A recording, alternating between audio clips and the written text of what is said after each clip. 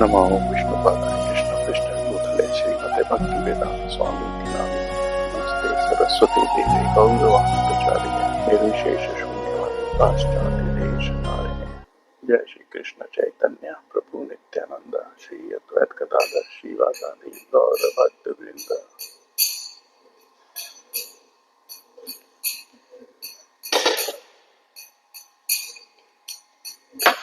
जय राधा माधव जय कुंज बिहारी।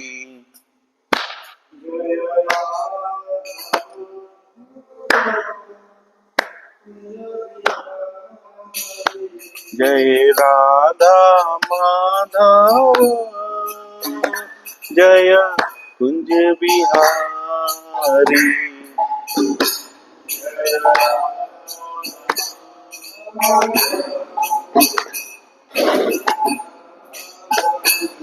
जय गोपी जन वल्लभ जय गिरिवरधारी।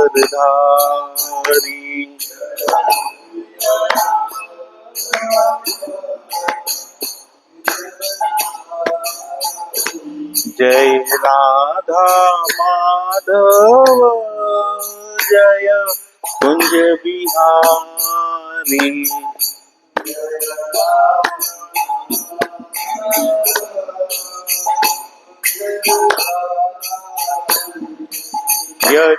यशोदानंदन ब्रज जन रंजन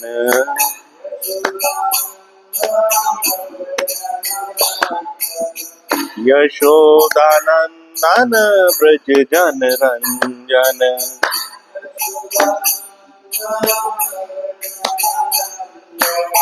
यमुना तीर बनचारी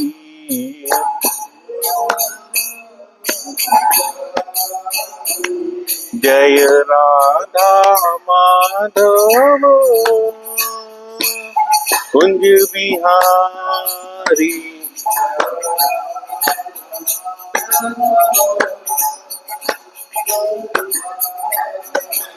जय गोपी जन वल्लभ जय गिरिवरधारी।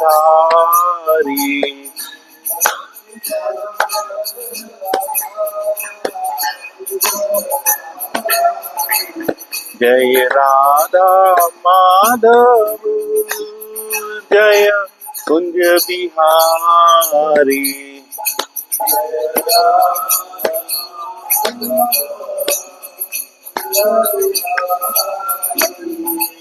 हरे कृष्णा कृष्णा कृष्णा हरे हरे, हरे राम राम राम हरे हरे।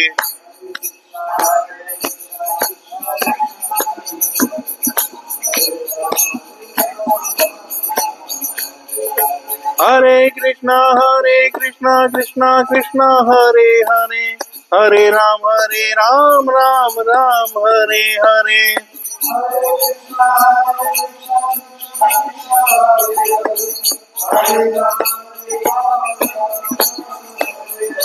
हरे कृष्णा कृष्णा कृष्णा हरे हरे, हरे राम राम राम हरे हरे।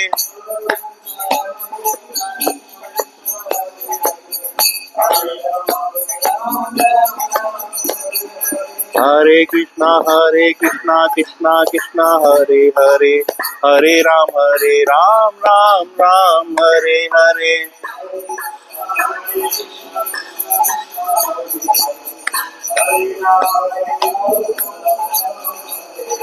जय राधा गोपीनाथ राधे।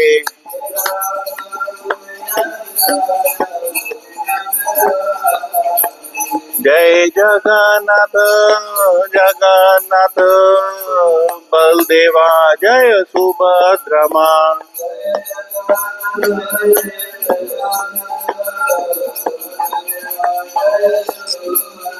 जय लक्ष्मी नरसिंहा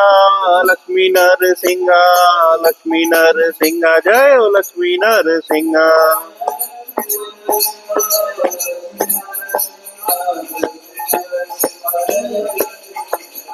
जय भात प्रहलाद भक्त प्रहलाद जय भक्त प्रहलाद।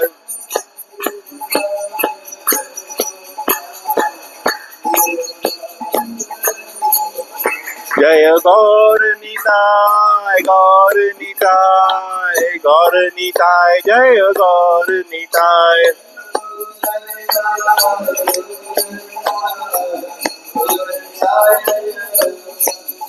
जय प्रभुपाद प्रभुपाद प्रभुपाद जय जय प्रभुपाद।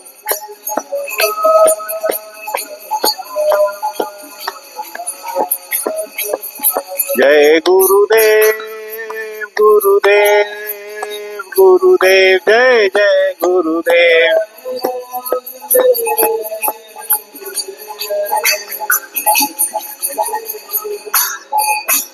श्री श्री राधा गोपीनाथ की, श्री श्री जगन्नाथ बलदेव सुभद्रा की, श्री श्री गौर निताय की, जगत गुरु शील प्रभुपाद की, आप सब भक्त वृंद की जय।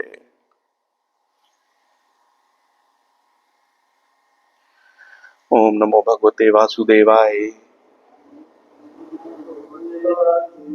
ओम नमो भगवते वासुदेवाय। ओम नमो भगवते वासुदेवाय। नारायणं नमस्कृत्यं नरं चैव नरोत्तमं देवीं सरस्वतीं व्यासं ततो जयमुदीरयेत। शृणावता स्वकथा कृष्ण पुण्य श्रवण कीर्तन हिद्यन्ति स्तो हिद्यभद्राणि विद्युन्योति सहस्तताम्।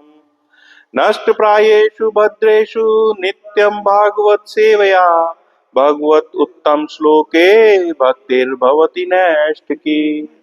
कृष्णाय वासुदेवाय देवकी नंदनाय च नंद गोप कुमाराय गोविंदाय नमो नमः।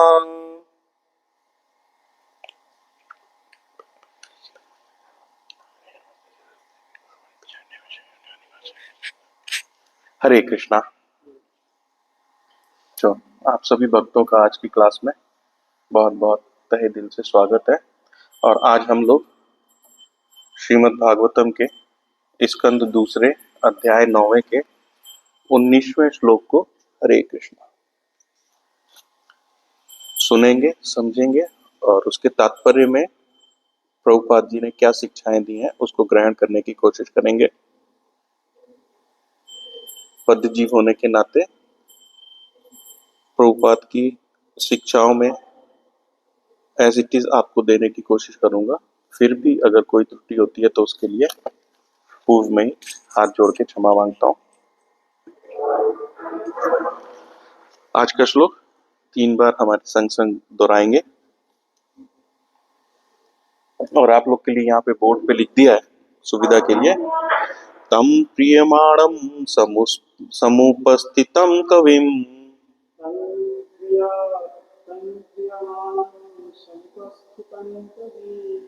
प्रजा विसर्गो निज शासनाहरणम बभाषी स्मितो शोचिषा गिरा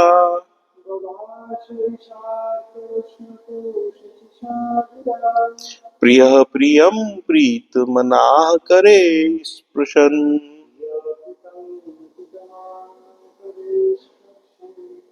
तम प्रियमाणं समुस्पतिं कविं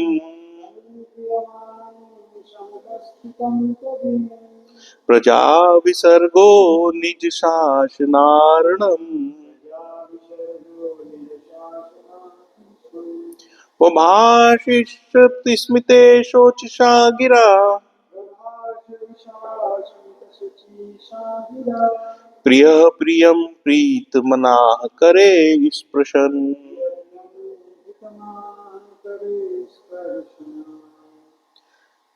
तम प्रियमाणं समुपस्थितं कविं प्रजा विसर्गे निज शासनाहरणम वभाषिस्मितो शोचिषा गिरा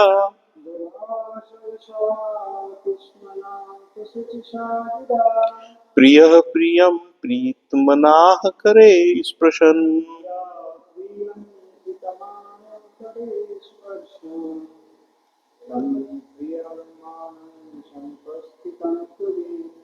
तं प्रियमाणं समुत्पत्तिं कविम् प्रजा विसर्गे निज शासनाहरणम्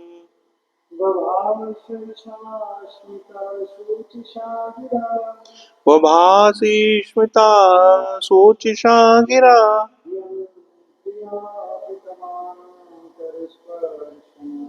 प्रियः प्रियं प्रीतमनाः करे स्पृशन्।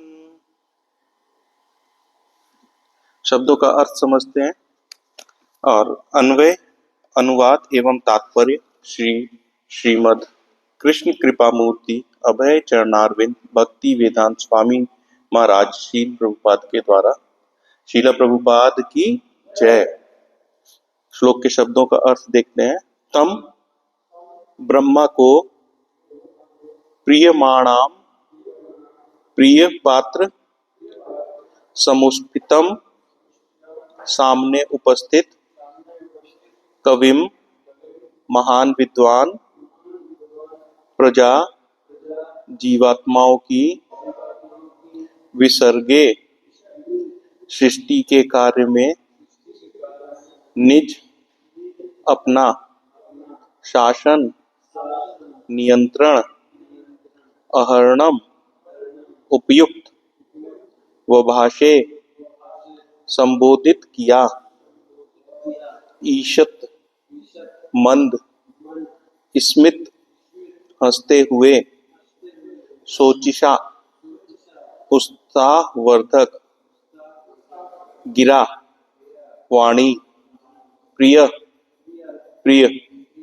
प्रियम प्रेमी को प्रीत मना अत्यंत प्रसन्न होकर करे हाथ से स्पृशन छूते हुए। अनुवाद।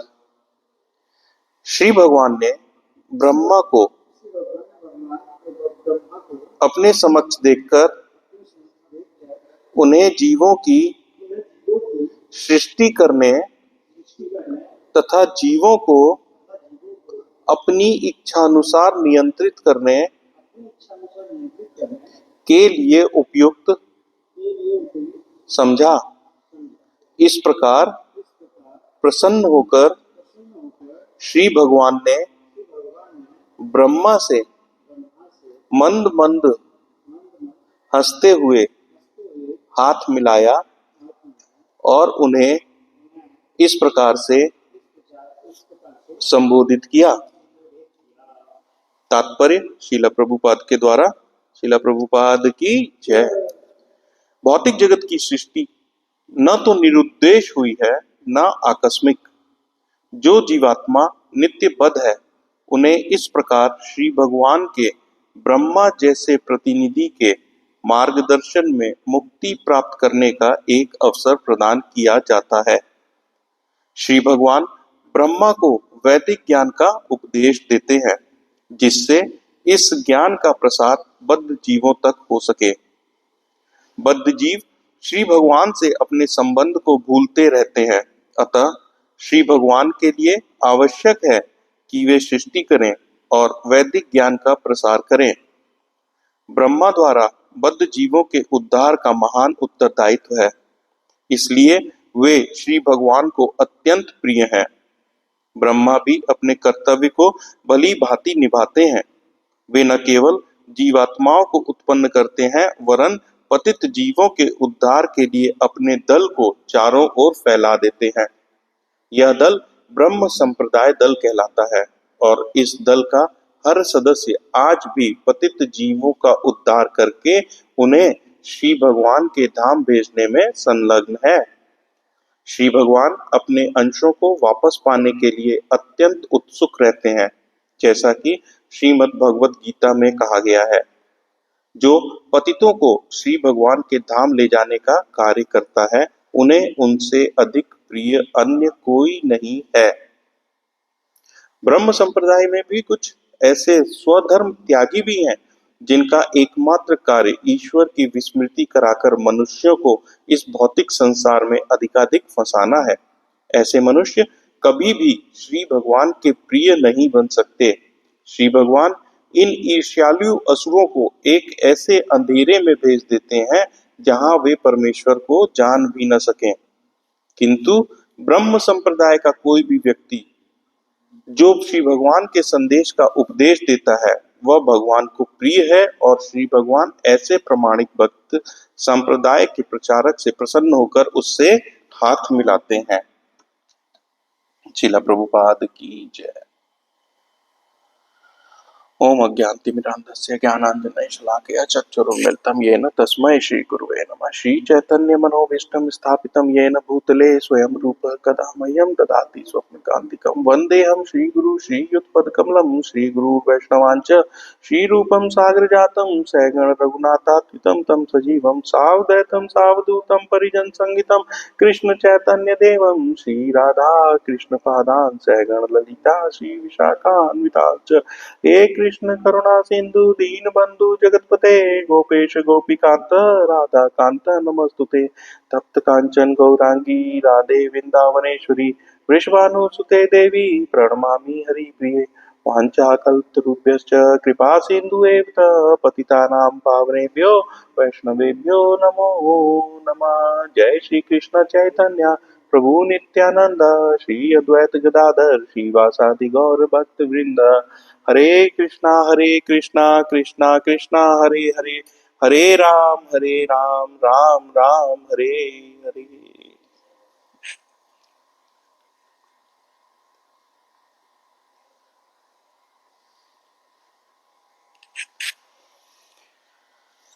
तो प्रभु जी, स्कंद 2 अध्याय 9 और आज हम 19वें श्लोक पे आ चुके हैं। इससे पहले के श्लोकों में हमने ब्रह्मा जी का देखा, ब्रह्मा जी को भगवान के दर्शन हुए हैं, उनका हृदय बहुत आनंद से भर उठा है ब्रह्मा जी को भगवान के दर्शन करके, और वो नतमस्तक होकर के उनके आगे। और आज का ये आता है कि श्री भगवान ने ब्रह्मा को अपने समक्ष देखकर, तब भगवान ने ब्रह्मा जी को अपने सामने देखा, उन्हें जीवों की सृष्टि करने तथा जीवों की अपनी इच्छानुसार नियंत्रित करने के लिए उपयुक्त समझा। इस प्रकार प्रसन्न होकर श्री भगवान ने ब्रह्मा से मंद मंद हंसते हुए हाथ मिलाया और उन्हें इस प्रकार संबोधित किया। अब उन्होंने क्या कहा वो अगले श्लोक में आएगा, लेकिन आज के श्लोक में एक बड़ी इंपॉर्टेंट लाइन है यहाँ पे कि श्री भगवान ने ब्रह्मा से मंद मंद हंसते हुए हाथ मिलाया। हाथ मिलाया तो इससे एक बात तो बड़ी क्लियर हो गई ना कि श्री भगवान निराकार नहीं है। निराकार कभी भी हाथ मिला सकता है क्या किसी के साथ?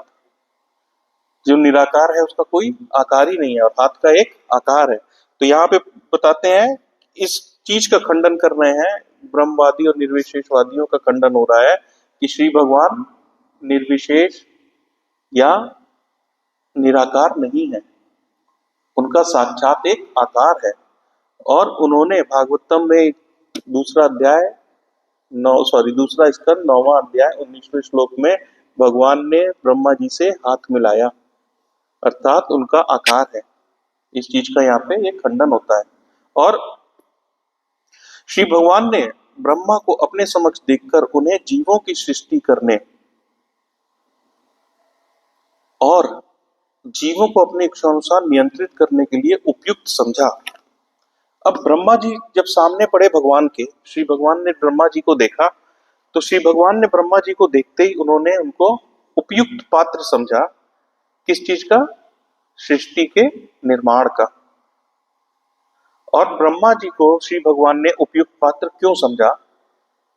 क्योंकि जब ब्रह्मा जी का कमल आसन पे उनका आविर्भाव हुआ, चारों तरफ अंधेरा था और ब्रह्मा जी को कुछ भी, स्वयं शिरोदक्षाई विष्णु के भी दर्शन नहीं हो रहे थे। तो उन्होंने सिर्फ और सिर्फ एक शब्द सुने थे, तपह तपह, यानी तप करो तप करो। और ब्रह्मा जी ने उन्हीं शब्दों की शरणागति करके भगवान के भजन में, भगवान के तप में लीन हो गए। और कई सौ वर्षों तक तप करने के बाद जब श्री भगवान प्रसन्न हुए, श्री भगवान के मन में उनके लिए अत्यंत प्रेम जागृत हुआ, तो उन्होंने फिर ब्रह्मा जी को दर्शन दिया। देखिए, भगवान जब चाहेंगे तभी किसी को दर्शन मिलेगा। स्वयं ब्रह्मा जी को भी जब तक भगवान ने चाहा नहीं तब तक दर्शन नहीं मिला।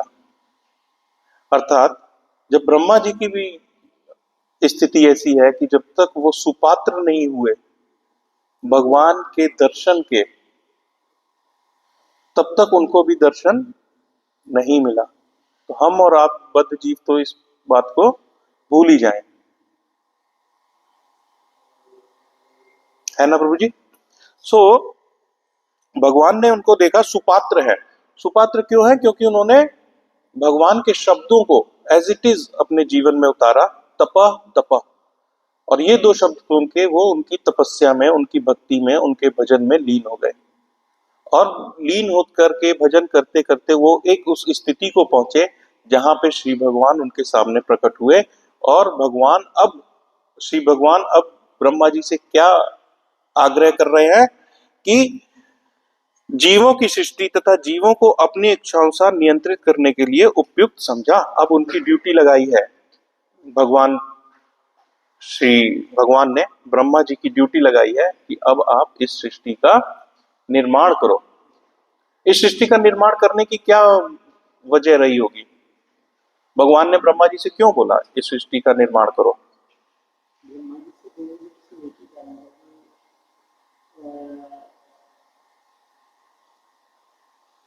बैठिए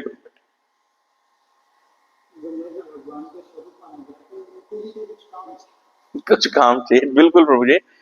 ब्रह्मा जी सुपात्र थे। ब्रह्मा जी, भगवान ने देखा ये एकदम एग्जैक्ट कैंडिडेट है जो इस पृथ्वी का निर्माण कर सकता है। अब रही बात पृथ्वी के निर्माण के लिए, क्योंकि जीवों को अपनी इच्छानुसार नियंत्रित करने के लिए उपयुक्त समझा। देखिए, प्रलय होती है, हमने ये पहले भी देखा है सृष्टि का निर्माण कैसे होता है। जब प्रलय होती है तो सारी आत्माएं, हर एक विशिष्ट आत्मा श्री भगवान में विलीन हो जाती है, सोने चली जाती है। हरे कृष्ण। फिर जैसे जैसे फिर से इस सृष्टि का निर्माण होता है, ब्रह्मा जी आते हैं और हर एक विशिष्ट जीव जो भगवान के अंदर सो रहा है, उसके अंदर आज भी काम की एक इच्छा है।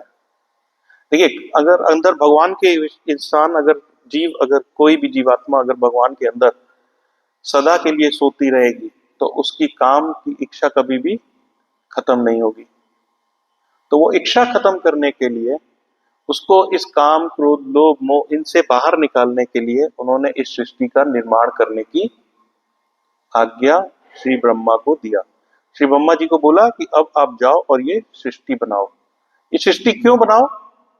उसके पीछे भी क्या कारण उन्होंने दिया कि हर एक विशिष्ट जीव जो इच्छानुसार, उसकी जैसी इच्छा है, उसको जैसा बनना चाहिए, जैसी उसकी कर्म है, जैसी उसकी इच्छा है, उस इच्छा के अनुसार उसको इस पृथ्वी पे जन्म दो, इस पृथ्वी में उसको भेजो और उसको एक मौका दो कि वो फिर से तपस्या करके, भजन करके, भगवान की शरणागति करके, काम, क्रोध, लोभ, मोह छोड़ करके, जीवन मृत्यु के चक्र से बाहर निकल के, बद्ध आत्मा से निकल के एक मुक्त आत्मा बने और फिर वापस मेरे धाम में आ जाए। तो ये एक मौका दे रहे हैं, ये एक मौका दे रहे हैं। इसीलिए कहा जाता है ये संसार क्या है? ये संसार एक हॉस्पिटल की तरह है, अस्पताल है। यहाँ हम और आप अस्पताल में जाते हैं, किस चीज के लिए जाते हैं? अस्पताल में क्या होता है प्रभु जी? इलाज। कौन जाता है अस्पताल में? जो बीमार होता है? या स्वस्थ आदमी जाता है अस्पताल में घूमने? नहीं जाता ना, बीमार जाता है। बीमार क्यों जाता है? अपनी बीमारी ठीक करने के लिए। तो ये जो संसार है जिसमें हम और आप आज हैं, ये संसार भी क्या है, एक अस्पताल की तरह है प्रभु जी। हम और आप यहाँ क्यों आए? क्योंकि हम बीमार हैं। हम बीमार हैं। हम अच्छे खासे भगवान के लोक में थे, वहां बहुत अच्छी सी जिंदगी चल रही थी, लेकिन हमारे मन में द्वेष आ गया। द्वेष किससे आ गया? भगवान के वैभव को देख के हमारे मन में द्वेष आ गया। हमें भी वो वैभव, हमें भी वो ऐश्वर्य चाहिए थे। वो जो लालसा हमारे अंदर आ गई, उस लालसा की वजह से हम बीमार हो गए और हमें इस पृथ्वी पे दोबारा भेजा गया। किस लिए भेजा गया? कि अब हम यहाँ आके अपना इलाज करा सके और इलाज करके ठीक होकर के वापस घर जाएं। हम घर से अस्पताल जाते हैं, इलाज कराते हैं, स्वस्थ होते हैं और फिर वापस घर आ जाते हैं। लेकिन हमने क्या किया? हमने यहां आकर के यहीं को अपना घर समझ लिया।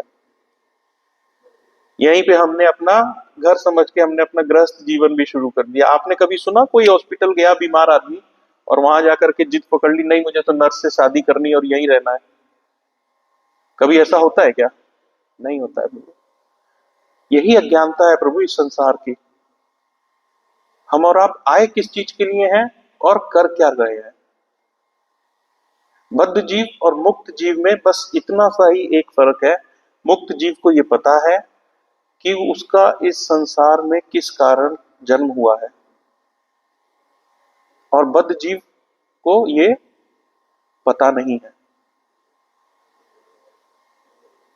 एक छोटा बच्चा मां से पूछता है कि हे मां, पिताजी, ये संसार भगवान ने क्यों बनाया? बच्चे सवाल पूछते हैं ना, ये संसार क्यों बनाया है?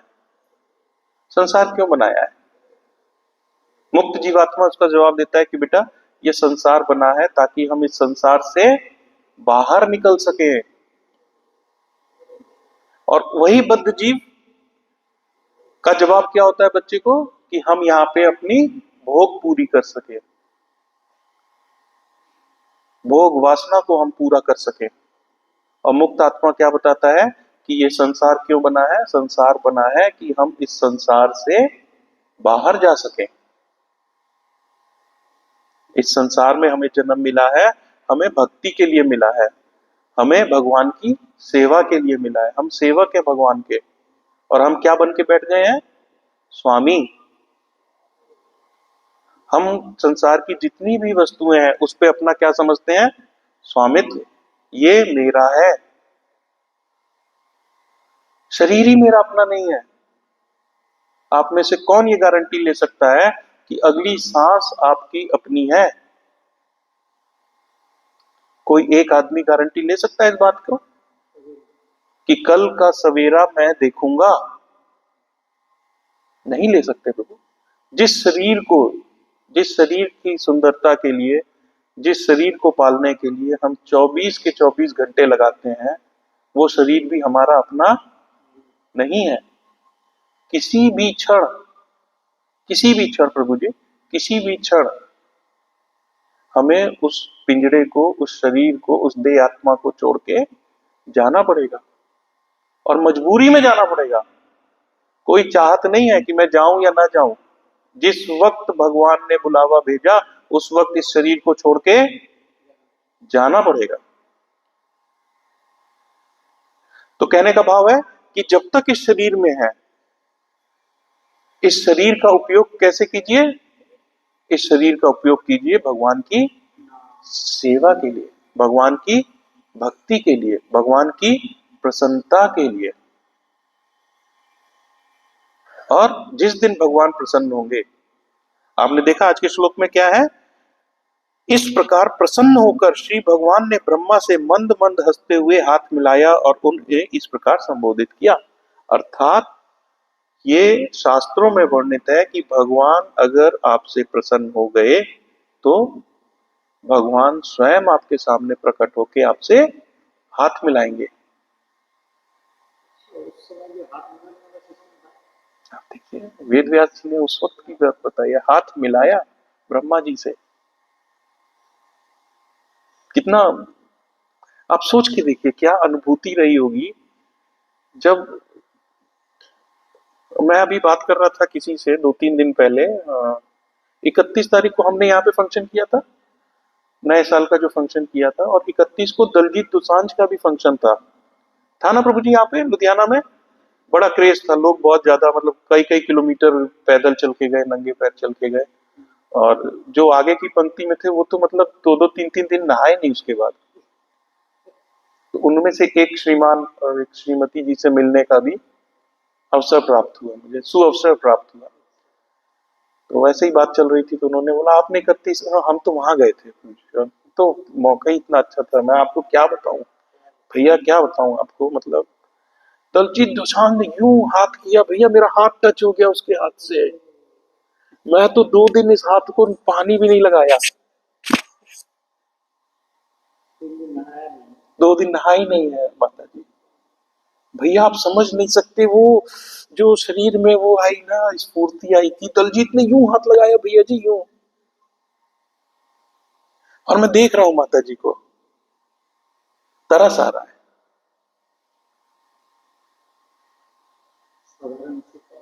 किससे हाथ मिल गया तो आप 2 दिन नहीं नहाए माता जी? क्या हो गया? यहाँ भगवान तैयार है हाथ मिलाने के लिए। भागवतम में इस चीज का वर्णन है, भागवतम इस चीज को बोलती है कि भगवान अगर आपसे प्रसन्न हुए तो एक दिन आपके हाथ मिलाएंगे। वो क्षण सोचिए कैसा होगा, उस क्षण का आनंद सोचिए कैसा होगा। हम भक्त लोग किस चीज के इंतजार में ये वो कर रहे हैं, इतनी भक्ति कर रहे हैं, या इस भक्ति के पथ पे चल रहे हैं, इसी क्षण के लिए ना। एक दिन हमारी भक्ति से प्रसन्न होकर स्वयं श्री भगवान हमारे सामने आएंगे। और हमारे आचार्य अचिंत्य प्रभु कहते हैं आप गीता बांटो। गीता बांटना भी सेवा है प्रभु, भगवान को बड़ी प्रिय है ये सेवा, जो भगवान के ज्ञान को आगे बांटता है। आप गीता बांटो, बांटते रहो, बांटते रहो, बांटते रहो, बांटते रहो, बांटते रहो। एक दिन एक नीला हाथ जरूर आएगा गीता लेने। नीला हाथ किसका होगा? स्वयं कृष्ण। सो भगवान की सेवा करते करते, ऐसा नहीं है जो लोग बताते हैं कि भगवान की सेवा करते करते कुछ नहीं मिलता है, नहीं। भगवान की निश्चल सेवा करते करते स्वयं भगवान सामने आएंगे, और जैसे ब्रह्मा जी से हाथ मिलाया वैसे हम सबसे भी हाथ मिलाएंगे। इसी बात को आगे प्रभुपाद अपने तात्पर्य में बताते हैं, भौतिक जगत की सृष्टि न तो निरुद्देश हुई है, न आकस्मिक, मतलब पर्पसलेस नहीं हुई है कि भगवान का दिल किया ब्रह्मा जी से चलो कुछ गेम खेलते हैं, और गेम गेम में उन्होंने कहा चल एक सृष्टि बना दे। ना ना, इस सृष्टि को बनाने के पीछे पर्पस है। और पर्पस जो अभी मैंने बताया, क्या पर्पस है कि जो जीवात्माएं भगवान के अंदर काम वासना को लेकर के, उनके मन में जो काम वासना थी वो भगवान के अंदर सुप्त अवस्था में थी। भगवान जानते हैं, भगवान हर एक विशिष्ट आत्मा के बारे में जानते हैं कि उसके अंदर क्या चल रहा है, और उसी क्वालिटी, उसी एबिलिटी के अनुसार श्री ब्रह्मा को उन्होंने ड्यूटी लगाई कि इनको जन्म दो, इनकी सृष्टि का निर्माण करो। कितना मुश्किल काम है प्रभु जी। हम और आप, हर एक आदमी अपने आप को अच्छे से जानता है। जितने अच्छी तरीके से मैं अपने आप को जानता हूं, उतनी तरीके से मिंटू प्रभु आप नहीं जान सकते। जितने अच्छी तरीके से मिंटू प्रभु आप अपने को जानते हैं, मैं आपको नहीं जान सकता। हम सब जितने यहाँ पे भक्त बैठे हैं अपने आप को सबसे अच्छे तरीके से जानते हैं, लेकिन फिर भी प्रभु, क्या आप में से कोई भी इस बात की गारंटी ले सकता है कि आपका अगला जो जन्म होगा वो किस रूप का होगा?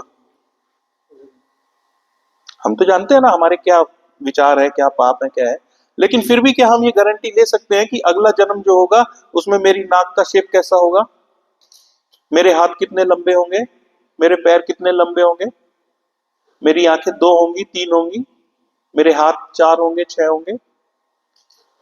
कोई गारंटी नहीं ले सकता प्रभु, जबकि हम स्वयं अपने आप को बहुत अच्छे से जानते हैं। लेकिन श्री ब्रह्मा को श्री भगवान ने ये जिम्मेदारी दी क्यों दी? क्योंकि वो सुपात्र थे, उनको पता था कि हर एक विशिष्ट जीव को उसके कर्म के अनुसार क्या शरीर देना है, किसे कीड़ा बनाना है, किसे मकोड़ा बनाना है, किसे इंसान बनाना है, किसे विकलांग बनाना है, सब पता है उनको।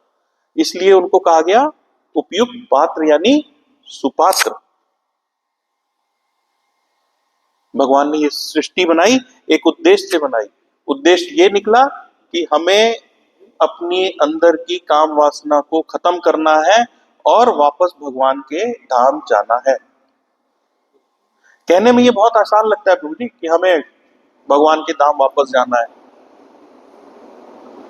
लेकिन ये एक प्रोसेस है, ये एक प्रोसेस है जो कंटिन्यूअस प्रोसेस है। देखिए, सुभाष चंद्र बोस जी ने एक नारा दिया था, हम सबको पता है वो नारा क्या था? किसी को याद है? सुभाष चंद्र बोस ने एक नारा दिया था, यस प्रभु जी, तुम मुझे खून दो, मैं तुम्हें आजादी दूंगा। और शीला प्रभुपाद हमारे गुरु महाराज ने हमें क्या वो दिया है, नारा दिया है, तुम मुझे कान दो, मैं तुम्हें आजादी दूंगा। किससे आजादी दूंगा? इस संसार से आजादी दूंगा। इस संसार में दोबारा आने की जरूरत नहीं है। ये जेल है, ये संसार एक जेल है जहां माया जेलर है, जो हर पल हमें कोड़े लगा रही है। एक आदमी इस संसार में बताएं जो खुश है, सिर्फ खुश है? नहीं, खुशी आई, एक पल के लिए आई और दूसरे ही पल खुशी चली गई। कुछ न कुछ तकलीफ आ गई, कुछ न कुछ गम आ गई। तो माया जेलर की तरह है, वो क्या कर रही है? निरंतर हमें कोड़े लगा रही है, हमारी पिटाई कर रही है, दबादब पिटाई कर रही है, सुबह से शाम पिटाई कर रही है। और अब हम क्या हो चुके हैं? उसी पिटाई के आदी हो चुके हैं, उसी में खुश है। क्यों? क्योंकि हमें कोई प्रामाणिक गुरु नहीं मिल रहा, हमें कोई मार्गदर्शक नहीं मिल रहा जो ये बता सके कि इस संसार में खुशी नहीं है। यहाँ क्षणिक है, जो भी कुछ है क्षणिक है, जो भी कुछ है वो सच नहीं है, सच नहीं है यहाँ पे कुछ भी प्रभु। आप कुछ लोगों से मिले, आज मिले, कल वो नहीं है, पता चला वो खत्म हो गए, कुछ भी सत्य नहीं है। तो इससे आजादी कौन देगा? इससे आजादी हमारे प्रभुपाद देंगे। कैसे देंगे? प्रभुपाद कैसे देंगे? प्रभुपाद ने जो शास्त्रों में वर्णित है सेम एज इट इज हमें आप तक सरल भाषा में पहुंचाया है और बताया है कि सिर्फ श्रवण करो, सुनो, जितना सुन सकते हो भगवान के बारे में सुनो। सुनते सुनते आपके मन में भगवान की प्रीति जागृत होगी, और जब प्रीति जागृत होगी तो भगवान में आपका मन लगेगा, आप भगवान के प्रेम के सुपात्र बनेंगे। और सुपात्र बनेंगे, जय जय श्री राम, जय श्री।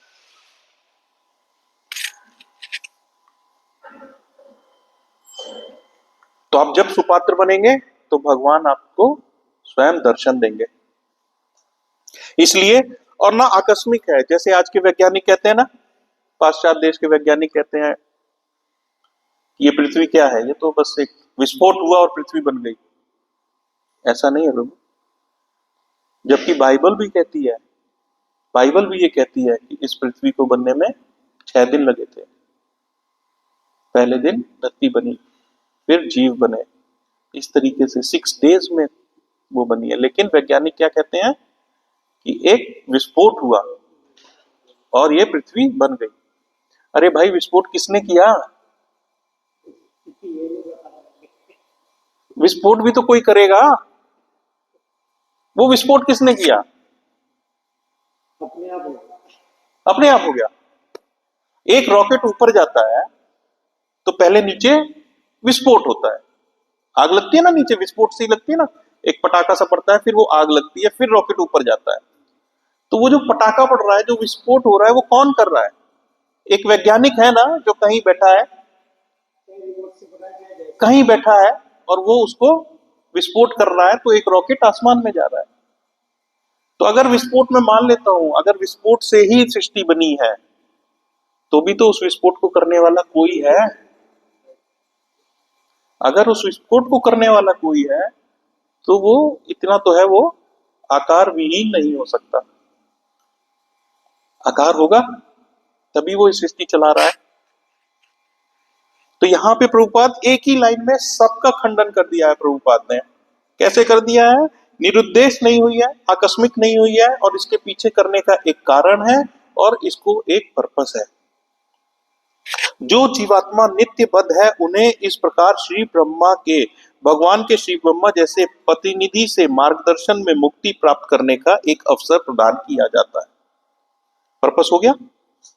जो बद्ध आत्मा, नित्य बद्ध आत्मा है, जो कई जन्मों से बद्ध आत्मा के रूप में भ्रमण कर रहे हैं, उनको फिर एक मौका दिया है ब्रह्मा जी के द्वारा कि ये सृष्टि बनाओ, और बना करके इनको फिर से एक मौका दो कि ये बद्ध आत्मा मुक्त आत्मा में बदले, मेरी भक्ति करें, मेरी सेवा करें, मेरा भजन करें, मेरे नाम का प्रसार करें, और वापस मेरे लोग आ सकें। तो ये एक हमें और आपको एक मौका मिला है। ये शरीर जो 84 करोड़ योनियों के बाद मिला है प्रभु जी, ये 84 लाख योनियों के बाद जो हमें ये मानव शरीर मिला है ना, ये बड़ा दिव्य शरीर मिला है प्रभु, और ये वेस्ट करने को नहीं मिला है। इस मानव शरीर को आज की अगर आयु ले ले, 61 वर्ष मान ले प्रभु, आज नॉर्मल आयु 71 मान ले, 70 साल तक जीवित रहता है शरीर। ये जो 70 साल मिले हैं ना प्रभु, 70 साल यानी लगभग लगभग कितने, एक साल में 365 दिन प्रभु, लगभग लगभग 25,000 दिन। पूरी जिंदगी में कितना मिला है प्रभु? 25,000 दिन। बस इतना ही है आपके पास। इस 25,000 दिन को अगर हमने अच्छे से यूटिलाइज कर लिया तो वापस यहां आने की जरूरत नहीं है। अदरवाइज प्रभु अगला जन्म हो सकता है हमें पेड़ का मिल जाए। बरगद के पेड़ की उम्र कितनी होती है? हजारों साल। हजारों साल, हजारों साल ऐसे ही खड़ा रहना पड़ेगा प्रभु, बरगद का पेड़ बन के। सर्दी गर्मी सब सब कुछ ऐसे ही कहना है। और बुरे कर्म हुए प्रभु, पत्थर सैकड़ों साल, लाखों साल। पहाड़ बन के कहीं योनि मिल गई पत्थर की तो लाखों साल निकल जाएंगे प्रभु, बड़े बड़े। वहां भक्ति का मौका नहीं मिलेगा। मौका भक्ति का, वापस भगवत धाम जाने का बड़े ही सौभाग्यशाली लोगों को मिलता है, जिनको ये मानव देह प्राप्त है। तो इस देह की अहमियत को समझना है हमें, इस देह को देने के पीछे का पर्पस समझना है हमें।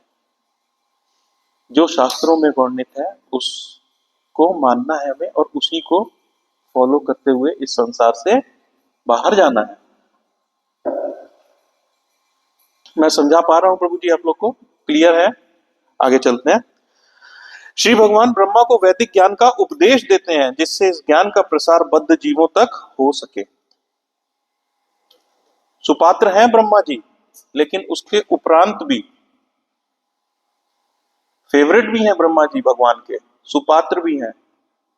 होते हैं ना, फेवरेट हो जाता है सुपात्र अगर होता है तो। अगर कोई बड़ा खुश होते हैं मिल करके ना सुपात्र से, कोई भी अगर, तो उसके बावजूद भी उन्होंने उनको वैदिक ज्ञान दिया। वैदिक ज्ञान क्यों दिया? कि आगे हम जैसे बद्ध जीवों को वो उस ज्ञान को दे सके। इसी को कहते हैं प्रमाणिक गुरु परंपरा। कहां से शुरू हुई? भगवान से शुरू हुई। भगवान ने इस वैदिक ज्ञान का प्रमाणिक किसको दिया? ब्रह्मा जी को। ब्रह्मा जी ने आगे अपने पुत्र नारद जी को, और ऐसे ऐसे उतरते उतरते उतरते उतरते ये प्रभुपाद जी की मर्सी के द्वारा हम आप तक भी आ रहा है वही वैदिक ज्ञान एज इट इज। सो बद्ध जीव श्री भगवान से अपने संबंध को भूलते रहते हैं, अतः श्री भगवान के लिए आवश्यक है कि वे सृष्टि करें और वैदिक ज्ञान का प्रसार करें।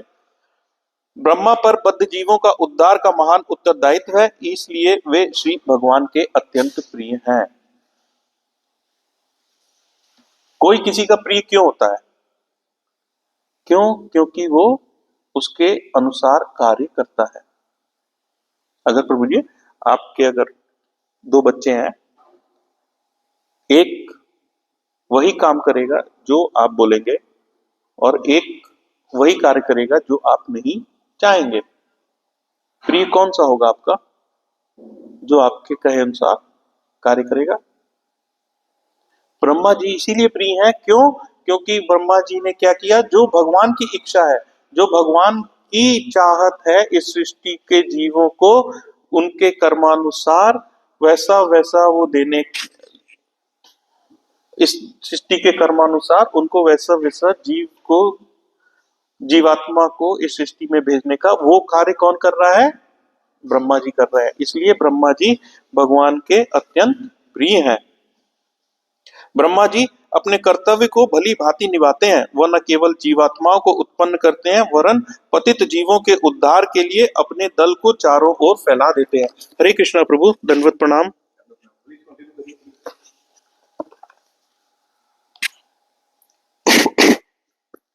सो ब्रह्मा जी को बहुत अच्छे से पता है उनका काम क्या है। ही नोज वेरी वेल उनका काम क्या है। उनका काम है ये, भगवान ने जितने भी ये पदार्थ बनाए हैं, इन पदार्थ पांचों तत्वों का उपयोग करके, देखिए ब्रह्मा जी ने सृष्टि बनाई, ये बड़ा क्लियर रखिएगा, लेकिन आकाश, पृथ्वी, अग्नि, ये जो पांच तत्व हैं, ये ब्रह्मा जी ने नहीं बनाए, ये भगवान ने स्वयं बनाए हैं। और भगवान ने ब्रह्मा जी को ये ड्यूटी दी है कि इन पांचों तत्वों का उपयोग करके इस सृष्टि का निर्माण करो। वही वहां को बता रहे हैं, ब्रह्मा भी अपने कर्तव्य को भली भांति जानते हैं। वह न केवल जीवात्माओं को उत्पन्न करते हैं वरन पतित जीवों के उद्धार के लिए अपने दल को चारों ओर फैला देते हैं। हर एक का पॉलिटिकल का दल होता है ना, भाजपा, कांग्रेस, कुछ निर्दलीय भी होते हैं जिनका कोई दल नहीं है, लेकिन यहाँ ब्रह्मा जी निर्दलीय नहीं भेज रहे हैं किसी को, दल है उनका। और उस दल का क्या नाम है? और यह दल है ब्रह्म संप्रदाय, जो ब्रह्मा जी और ब्रह्मा जी के अनुयायियों के थ्रू चल रहा है पतित जीवों के उद्धार के लिए। उसको उन्होंने क्या बोला? ब्रह्म संप्रदाय। और इस दल का हर सदस्य, प्रभुपाद यहाँ पे लिख रहे हैं कि और इस दल का हर सदस्य, कोई एक सदस्य नहीं लिखा उन्होंने लिखा हर, इस दल का हर सदस्य आज भी पतित जीवों का उद्धार करके उन्हें श्री भगवान के धाम भेजने में संलग्न है। आज भी का तात्पर्य ये मत लगाइएगा कि जब प्रभुपाद ने लिखा उस वक्त का आज भी कह रहे हैं, नहीं। जिस वक्त आज मैं आपको ये बता रहा हूं उस वक्त भी ये पूरा पूरा एप्लीकेबल है कि आज भी पतित जीवों का उद्धार करके उन्हें श्री भगवान के धाम भेजने में संलग्न है। आज भी प्रभुपाद की वाणी क्या कार्य कर रही है? प्रभुपाद की वाणी हमारे अंदर भगवान की प्रीति को बढ़ा रही है। हमारे आपके अंदर भगवान की प्रीति बढ़ेगी तो उससे क्या होगा? हम भगवान के धाम वापस जाएंगे, इस संसार से जन्म मृत्यु जरा व्याधि के चक्कर से बाहर निकल जाएंगे। अन्यथा क्या होगा प्रभु? अभी बताया मैंने, पुनर्रूपी जन्म, पुनर्रूपी मरण।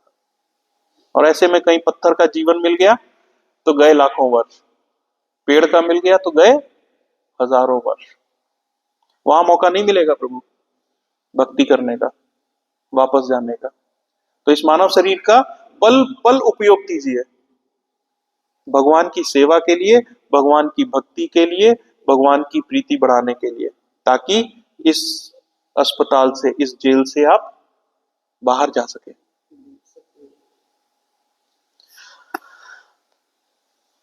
श्री भगवान अपने अंशों को वापस पाने के लिए अत्यंत उत्सुक रहते हैं, जैसे श्रीमद् भगवत गीता में कहा गया है।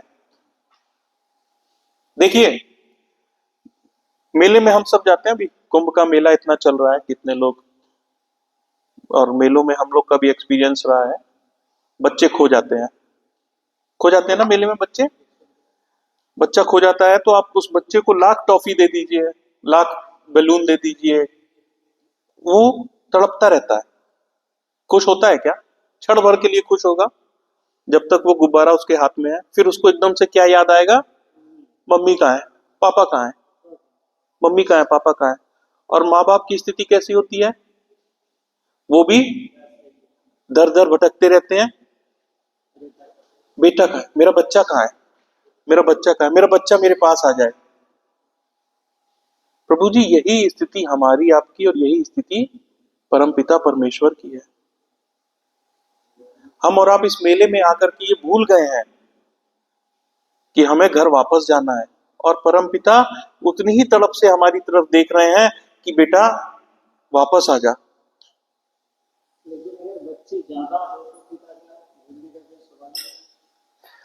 पर पिता पर पिता देखिए प्रभु, पिता को हर एक विशिष्ट जीव के बारे में पता है, इसीलिए तो वो परम पिता है।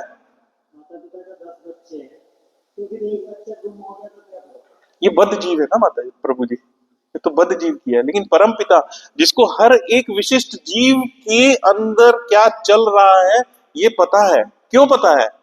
आपने सोचा क्यों पता है भगवान को? आपके अंदर क्या चल रहा है?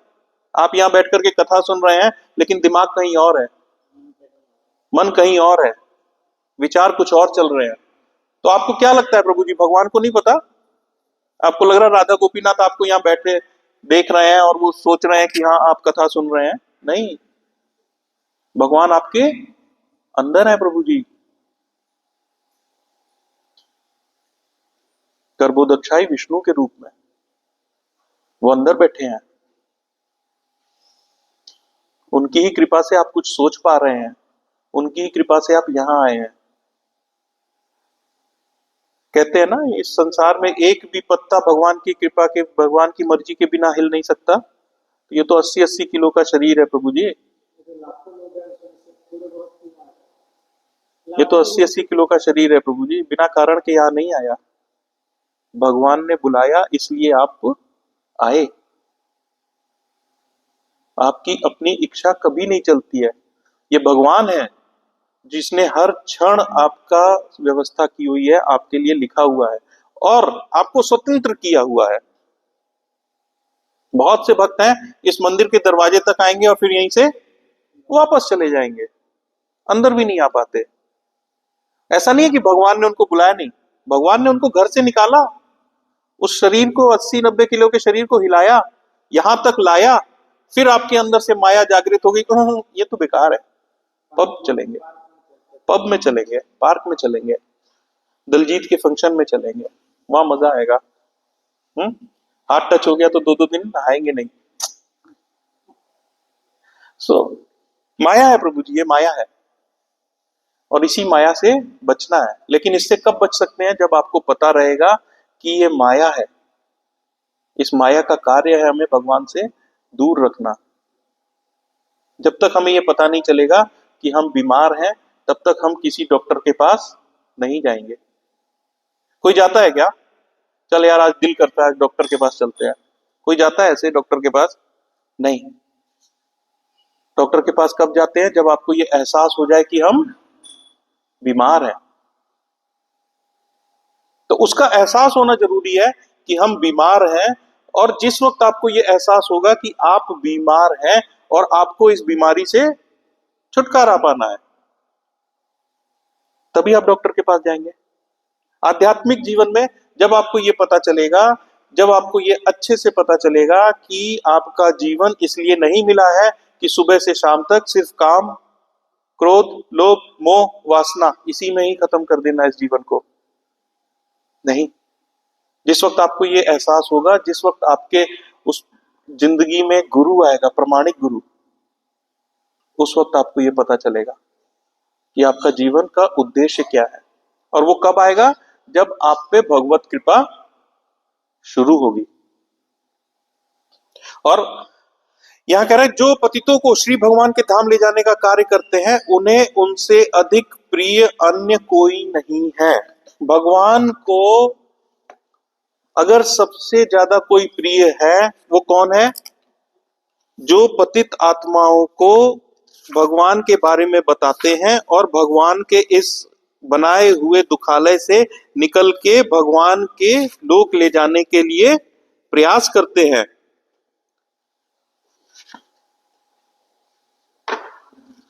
इसी बात को भगवत गीता में चैप्टर 18.68 में भी कह रहे हैं भगवान, य इदम परम ग्रहम मद भक्तेश भक्ति धायति भक्तिम मयि पराकृत्वा मामे वैत्यम संशय। अर्थात जो व्यक्ति भक्तों को यह परम रहस्य बताता है वह शुद्ध भक्ति को प्राप्त करेगा और अंत में वह मेरे पास आएगा। और आगे बोलते हैं, न च तस्मानुमेन्येषु कश्चिन्न मन्ये प्रिय कृतमः भविता न च मये तस्मादन्य प्रियतरो भुवि। इस संसार में उसकी अपेक्षा कोई अन्य सेवक न तो मुझे अधिक प्रिय है और न अधिक प्रिय होगा।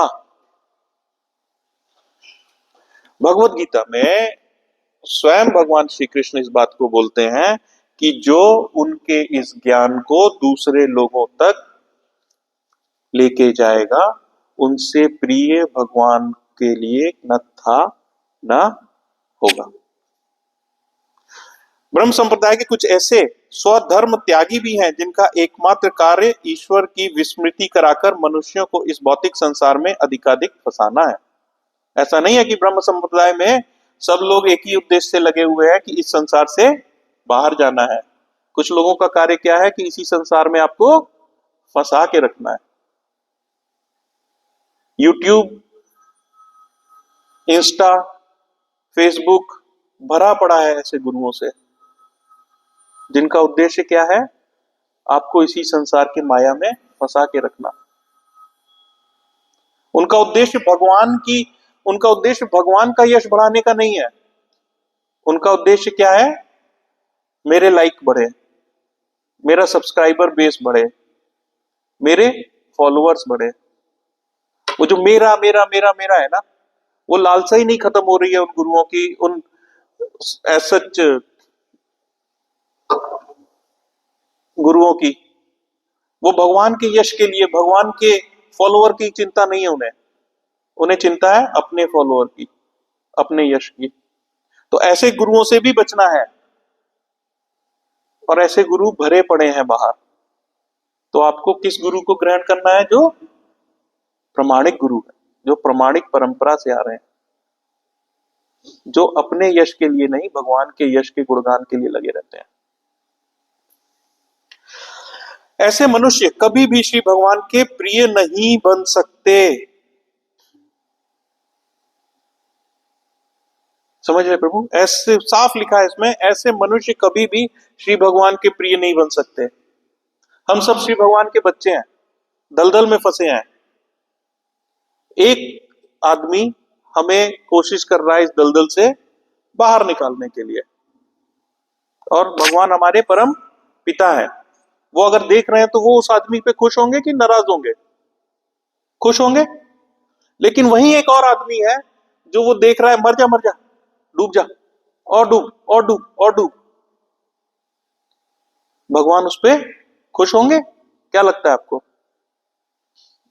नहीं होंगे। तो इसी चीज को यहां पे बता रहे हैं कि ऐसे मनुष्य कभी भी श्री भगवान के प्रिय नहीं बन सकते। श्री भगवान इन ईर्ष्यालु असुरों को एक ऐसे अंधकार में भेज देते हैं जहां वे परमेश्वर को ज्ञान को जान भी नहीं सकते। वो हटा लेते हैं, ज्ञान का उजाला हटा लेंगे। चलो, किंतु ब्रह्म संप्रदाय का कोई भी व्यक्ति जो श्री भगवान के संदेश का उपदेश देता है वह श्री भगवान को प्रिय है, और श्री भगवान ऐसे प्रमाणिक भक्त संप्रदाय के प्रचार से प्रसन्न होकर उनसे हाथ मिलाते हैं।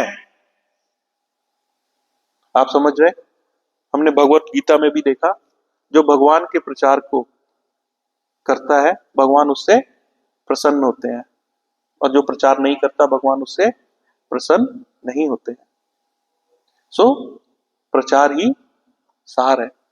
हमारी जिंदगी का सार क्या है? प्रचार करना। किसका प्रचार करना? भगवान का प्रचार करना, कृष्णा का प्रचार करना, लोगों को ये बताना कि हमें भगवान की शरणागति लेनी है, भगवान की भक्ति करनी है, भगवान का भजन करना है, भगवान की सेवा करनी है।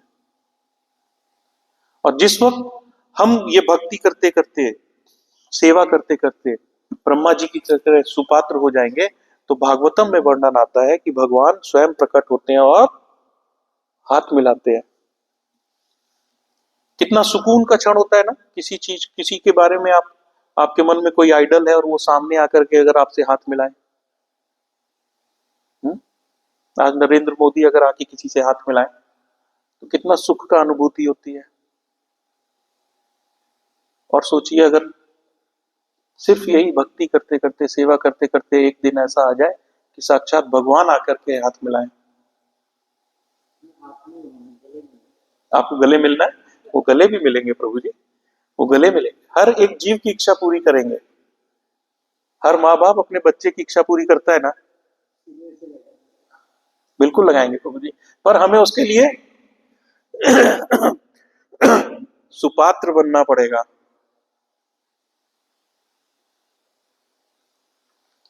हरि बोल। आप भक्तों का कोई प्रश्न?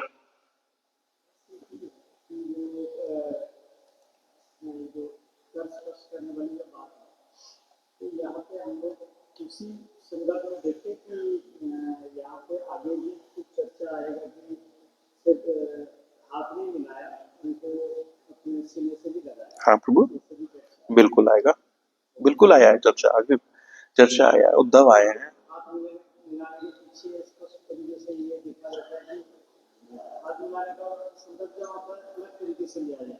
हाथ मिलाना मतलब क्या है? पहले आंखों की जुड़ी बात होता है, मतलब को इशारा किया या भगवान ब्रह्मा जी ने भगवान को ढूंढा, तो वहां पे स्पर्श किया प्रभु जी, हाथ से स्पर्श किया, हाथ मिलाया, मतलब ब्रह्म निर्विशेषवाद का खंडन है यहाँ पे। कई बार होता है कि प्रिय प्रियम प्रीतम माना करे स्पर्श, मतलब बड़े मुस्कुराते हुए हाथ मिलाया, ये क्या है? ये क्या है? कई बार ये होता है कि हाथ मिलाने का मतलब उसके कंधे पे हाथ रखना भी हो सकता है। हाँ बिल्कुल। लेकिन प्रभुपाद ने, और यहाँ पे इसका वर्णन आता है कि उन्होंने उनसे हाथ मिलाया। वही मतलब प्रीति की लेवल इतना ऊपर है, प्रीत का लेवल जो था वो इतना ऊपर था कि भगवान ने स्वयं आगे बढ़ के, और इतने नजदीक है आप, मैं और आप हाथ नहीं मिला सकते, दूर है ना, मतलब भगवान के इतने नजदीक थे वो। ऐसे भी हो सकता है, हाँ बिल्कुल, बिल्कुल प्रभु जी। सो इतनी प्रीति थी। उसको हम अलग लेवल पे देख रहे हैं कि ऐसे करके जैसे कई बार करते हैं, ठीक है, बिल्कुल ऐसे करके। बुलाना मतलब आलोक। महीना पहले मान लो अपने बच्चे को, माँ बाप अपने बच्चे को ऐसे करके बुलाते हैं, ठीक है ना, तो उस तरीके से आता है। हरे कृष्णा। हाँ जी, हाथ मिलाने का कल्चर तब भी था। मैं कह रहा हूँ हाथ मिलाने का ये तरीके है कि कंधे पे हाथ रखना, कि ऐसे करके जो लिखा है भागवतम प्रमाण है, अगर बोला हाथ मिलाया तो हाथ ही मिलाया, कंधे पे हाथ रखा तो कंधे पे हाथ रखा। यस प्रभु जी, वो अलग आएगा, वो वर्णन अलग आएगा जब गले लगाया है। अभी आपने बंदा क्या करता है, हाथ मिलाता है तो ये कटे वही से हुआ है। नहीं, हमारा पूछना ये था कि आप विदेशी परंपरा के माध्यम से नमस्कार करते हैं, हाथ मिलाने वाले शुरू किया, तो आप उस भाव को लेकर सोच रहे हो यार हाथ मिलाने का मतलब नमस्कार किया या कंधे पे हाथ रखना, हाथ मिलाया तो हाथ ही मिलाया, शिखर किया, क्योंकि भागवतम में स्पष्ट मेंशन है। जो बोला जा रहा है ऐसे बोला जा रहा है, तो वही प्रोपाल का शुरू है, तो बाद में मुझे हाथ नहीं, और भी हम जैसे आप सब कह रहा है यार हेलो भाई छोड़ो, नमस्कार शुरू करो।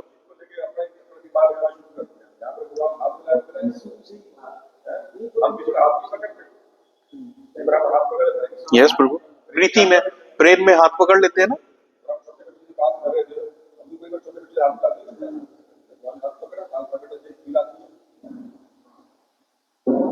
यस प्रभु जी। श्रीमद् भागवत महापुराण की जय, अनंत कोटि वैष्णव वृंद की, शीला प्रभुपाद की।